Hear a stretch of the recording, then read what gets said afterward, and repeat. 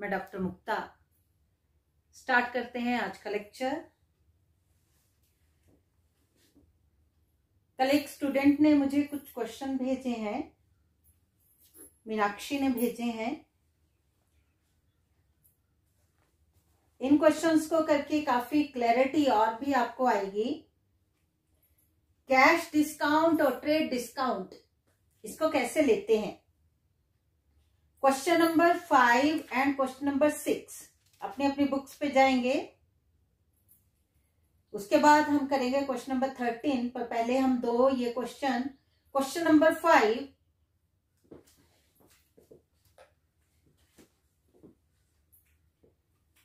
Draw journal.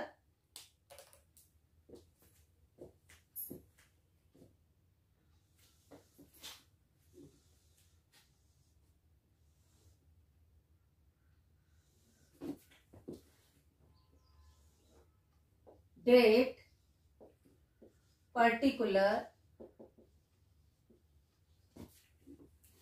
debit amount, credit amount,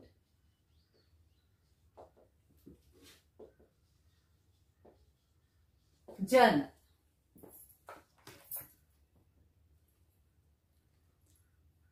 first entry transaction है, date नहीं है इसमें। Started business with cash account, debit to capital, being business started with cash,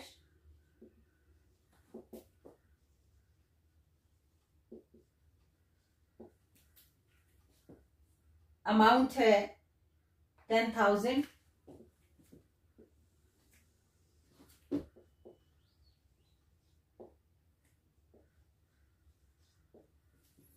second है purchase goods from Gautam. Gautam से माल खरीदा worth ₹1,000 eight 10% trade discount. आपको दो चीजें बताई थी, एक कैश डिस्काउंट और सेकेंड वन था ट्रेड डिस्काउंट।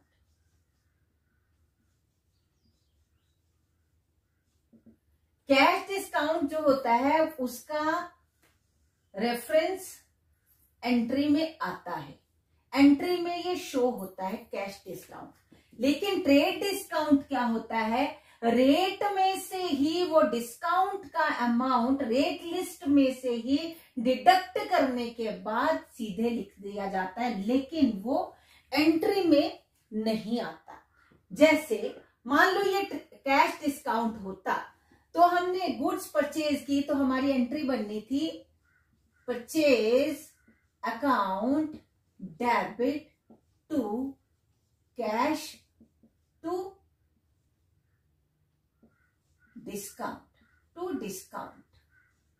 अगर कैश डिस्काउंट हो तो ऐसे डिस्काउंट का एंट्री में ब्योरा आता है, लेकिन ट्रेड डिस्काउंट ऐसे एंट्री में शो नहीं होता है। डायरेक्ट फॉर एग्जांपल इसमें ट्रेड डिस्काउंट 10% है, 1,000 की गुड्स परचेज की, उस पे 10% ट्रेड डिस्काउंट लगा, मींस 100 डिस्काउंट मिला।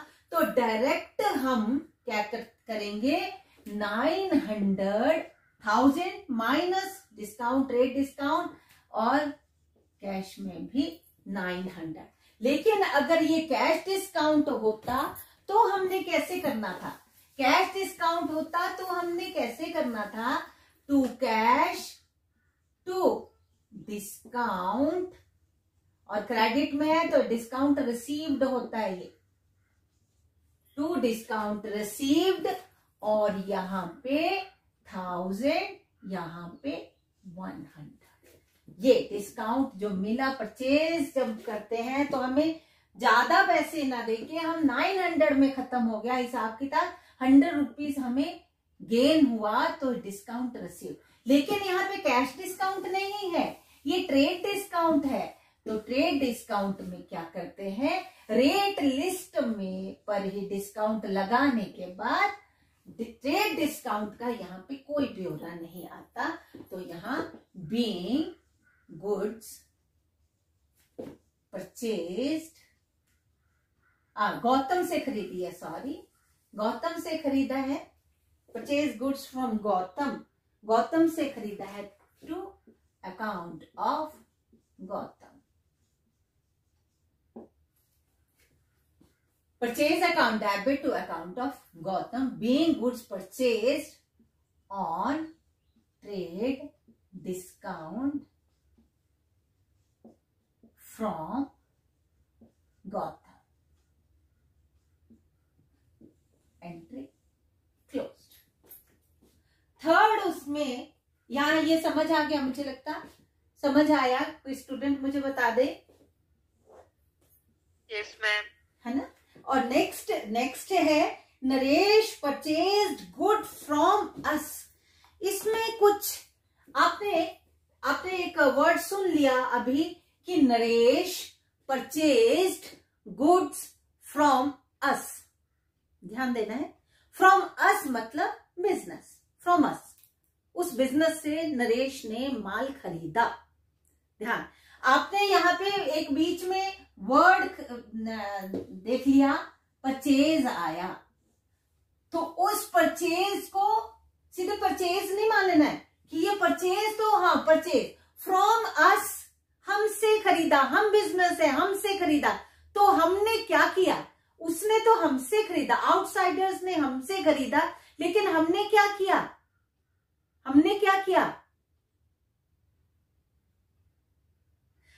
माल जब हम खरीदते हैं तो परचेज वर्ड लगता है, लेकिन कोई हमसे खरीद रहा है, नरेश ने हमसे खरीदा, सेल है ये, इसलिए परचेज वर्ड के चक्कर में आके इस एंट्री को गलत नहीं करना, उसमें छुपी हुई चीज को ढूंढना कि ये परचेज है फ्रॉम अस, हमसे खरीदा, तो हमने तो उसको बेचा तब उसने खरीदा, इसलिए ये सेल है।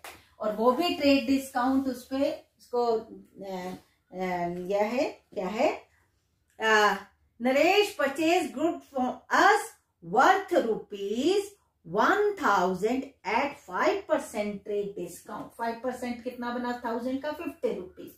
तो नरेश ने खरीदा, Naresh account of Naresh debit to sale, account of Naresh debit to cell.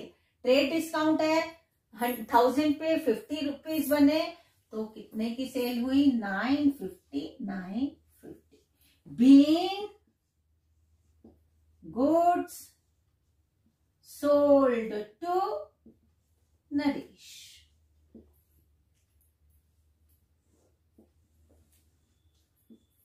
Next last इसमें क्या बोलता है, ये क्वेश्चन नंबर 5 है, गुड्स रिटर्न्ड बाय नरेश। इस नरेश ने हमें कुछ माल वापस भेज दिया, खराब निकला, कुछ भी रहा, अकॉर्डिंग टू ऑर्डर नहीं रहा, उसने हमें वापस कर दिया, सामान हमें वापस कर दिया। तो सेल का, जब हमने सेल किया होता है वो सामान वापस आता है, तो वो क्या बन जाती है, सेल रिटर्न। सेल का हमेशा क्रेडिट बैलेंस होता है, ये क्रेडिट देगा। और सेल जब हमें वापस किया, हमें वापस हुआ, तो क्या आया, किसने दिया, who is the giver, Naresh ने दिया, हमें दिया, तो ये क्या हुआ, sale return account debit to account of Naresh. Naresh is the giver, हमने माल वापस मिल गया, हमें कितने का माल वापस आया, 200 रुपीज का माल वापस हमें मिल गया। तो ये क्वेश्चन मुझे लगता है मीनाक्षी बेटा समझ आया क्या? Yes ma'am. बिल्कुल क्लियर हुआ? सभी स्टूडेंट्स को पूछ रही हूँ, ये उसने मुझे फोटो खींच के भेजा था मैम इस क्वेश्चन को करवाना, तो मैं इसलिए उसका नाम ले रही हूँ। तो ये सभी ध्यान रखेंगे, तो कुछ एक चीजें इम्प्लाइड होती हैं, तो हमें उनको ध्यान से उनपे सोच के ही हमने करना है।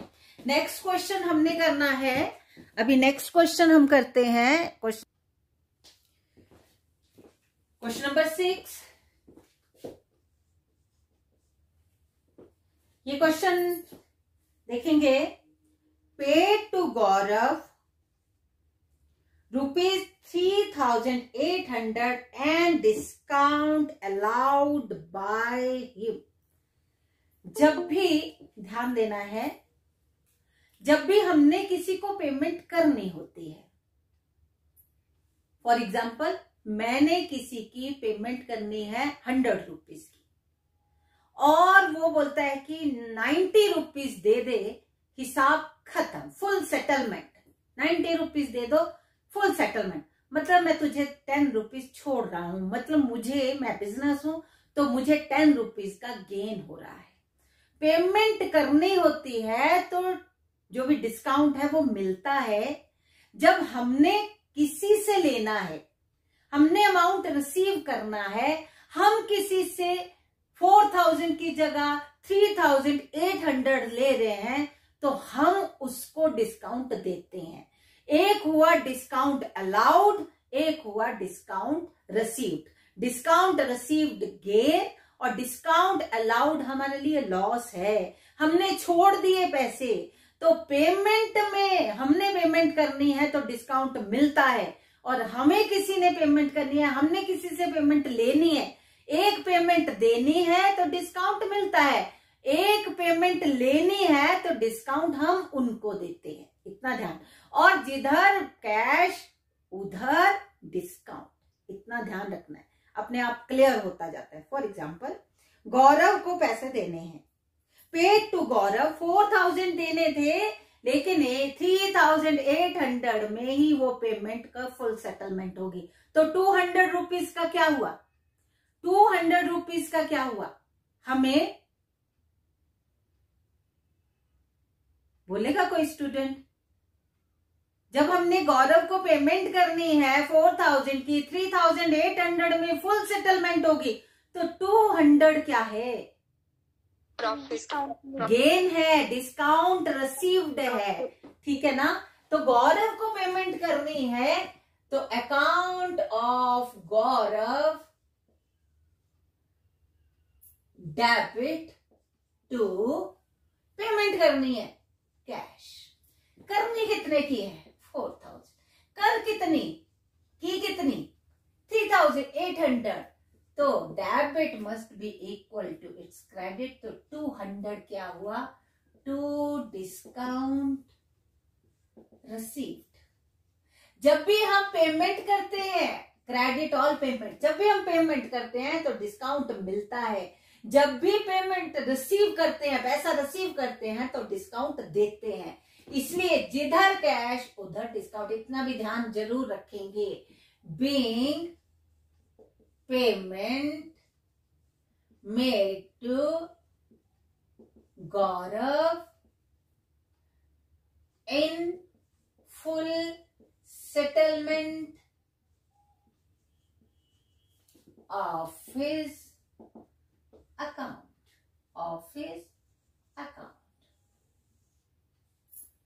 मुझे लगता है अच्छे से समझ आया होगा।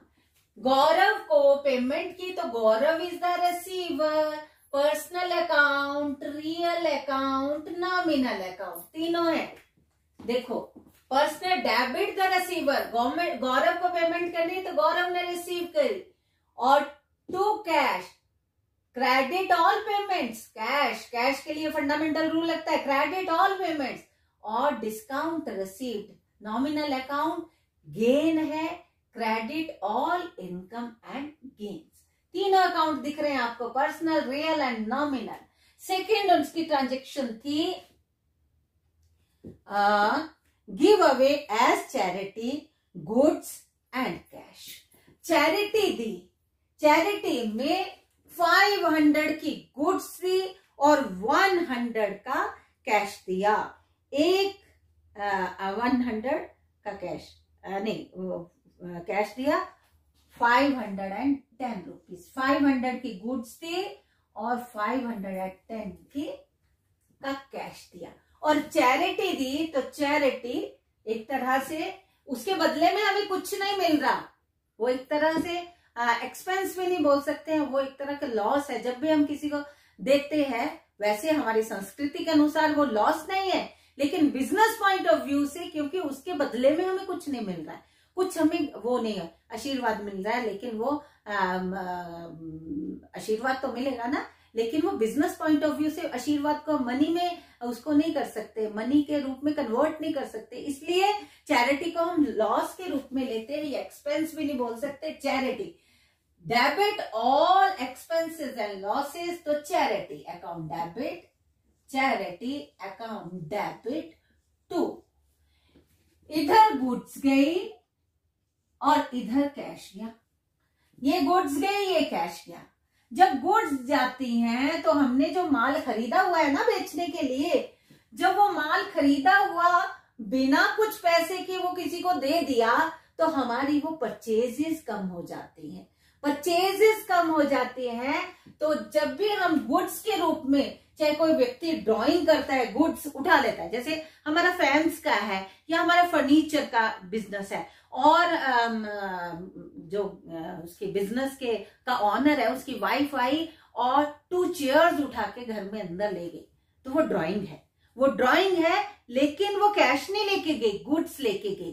तो वो जो माल बेचने के लिए है, तो हमारी जब हम गुड्स कोई चैरिटी के रूप में दे देते हैं या ड्राइंग कोई कर लेता है, तो हमारी परचेजेस कम होती है। परचेजेस का हमेशा डेबिट बैलेंस होता है, और जब हमारी परचेजेस कम हो जाती है किसी भी कारणवश, मतलब ड्राइंग में उठा के ले गए, या हमने किसी को दान दे दी, या कोई साधु महात्मा हमारे शॉप पे आया, हमारे सब कुछ है उस शॉप पे, बहुत सारा सामान है, डेली नीड्स का भी है, कुछ भी है, तो हमने एक छाता, वो उसकी नजर थी कि बहुत ना बारिश होने वाली है, मेरे पास छाता नहीं है, मैंने हरिद्वार जाना है, मैंने ऐसे जाना है, वैसे जाना है, बहुत सारे जो भी बोलते हैं, तो हमने एक छाता उठाया, उसको दान में दे दिया, तो छाता कम हो गया, तो हमारा खरीदा हुआ माल कम हो गया। तो कम हो गया, तो वहां पे वो जो गुड्स चली गई, तो हम क्रेडिट किसको करेंगे? Purchases. Charity account debit to purchases, और जो कैश गया तो वो कैश टू कैश। तो यहाँ 500 का तो क्या गई, सॉरी क्रेडिट में जाना था, 500 की गुड्स, 510 की कैश, और टोटल 1010 रुपीज का हमने चैरिटी दी। Being goods and cash given as charity. Being goods and cash given as charity. Next देखते हैं। Next transaction is received from Govinda. Govinda से 4,800 in full settlement of his account, that is 5,000. 5,000 Govinda से आने थे, लेकिन 4,800 में ही हमने फुल सेटलमेंट कर ली of his account, that amount is 5,000। 5,000 का 4,000 में ही हिसाब किताब खत्म कर दिया। तो यहाँ पे 200 हमें कम आए ना, 200 कम आए, तो यहाँ पे हमने उसको डिस्काउंट दिया। रिसीव्ड फ्रॉम गोविंदा, तो क्या आया? पहले तो कैश आया, कैश अकाउंट डेबिट, जिधर कैश उधर discount, discount allowed account, discount allowed account debit. ये डिस्काउंट अलाउड, ये अलग तरह का एक अलग अकाउंट है। Discount received and discount allowed. Discount देख के एक ही अकाउंट नहीं मानना, वो दोनों अलग है। वो एक हमारा लॉस है तो दूसरा हमारा गेन है, उनके नेचर दोनों के अलग है। तो डिस्काउंट अलाउड बोलते हैं और डिस्काउंट रिसीव्ड बोलते हैं। Cash account debit, discount allowed account debit to account of Govinda, जो भी नाम है, गोविंदा या शायद। गोविंदा से आने थे हमें 5,000, आए कितने? 4,800, 200 का हमने डिस्काउंट दिया। डिस्काउंट दिया, लॉस है ये। ये देखो कौन कौन से अकाउंट हुए, ये रियल अकाउंट है, ये पर्सनल अकाउंट है, ये नॉमिनल अकाउंट है। डेबिट ऑल रिसीप्ट, तो कैश अकाउंट, कैश के लिए क्या नियम लगता है? Debit the receipt, credit the payment. तो कैश रिसीव हुआ और डिस्काउंट अलाउड अकाउंट डेबिट, और दूसरा तीसरा to account of Govinda. Govinda is the giver. तो ये तीनों एंट्रीज मुझे लगता है ये भी समझ आ गई होंगी आप सभी को। आगे क्या? यस मैम, आ गई ना। अब हम क्वेश्चन नंबर 13 पे जाने वाले हैं। बहुत ही इंपॉर्टेंट, उसमें बहुत सारी क्लैरिटीज आपको आने वाली हैं। तो क्वेश्चन नंबर 13 अब हम करते हैं।